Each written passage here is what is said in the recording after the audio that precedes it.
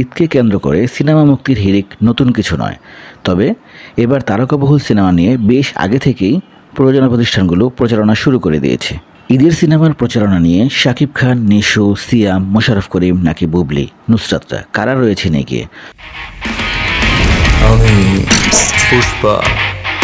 গত বছর মুক্তির মিছিলে ছিল সিয়াম আহমেদ অভিনীত সিনেমা জঙ্গলি।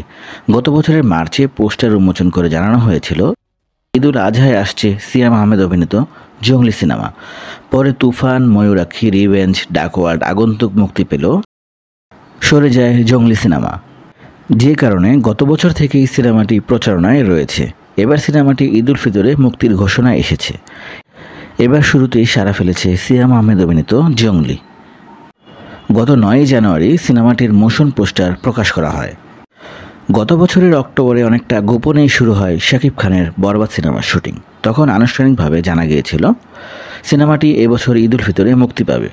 তবে ডিসেম্বরে হঠাৎ করেই দর্শকদের উত্তেজনা ও আগ্রহ আরও বাড়িয়ে দেয় সিনেমাটির 20 সেকেন্ডের একটি মোশন পিকচার।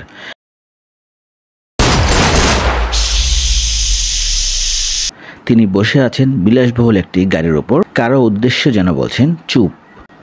সম্প্রতি সিনেমার প্রচারে ভিন্ন মাত্রা এনেছে টিজার। দর্শকের মাঝে সাড়া ফেলেছে শাকিব খানের লুক, এক্সপ্রেশন।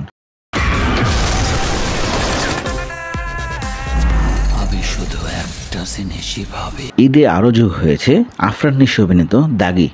সিনেমাটি নিয়ে দ্বিতীয়বারের মতো পর্দায় হাজির হচ্ছেন অভিনেতা আফরান নিশো।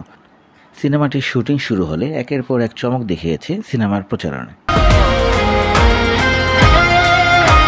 এর দাগ একবার যা লাগছে সেই দাগই। এছাড়াও আরও মুক্তি পাচ্ছে জাজ মাল্টিমিডিয়ার জিন 3। সিনেমায় অভিনয় করেছেন আব্দুল নূর সজল। বর্তমানে ঈদে মুক্তির অপেক্ষায় রয়েছে বরবাদ, দাগি, জঙ্গলি, জিন 3, চক্কর, পিনিক, এই 6 সিনেমা।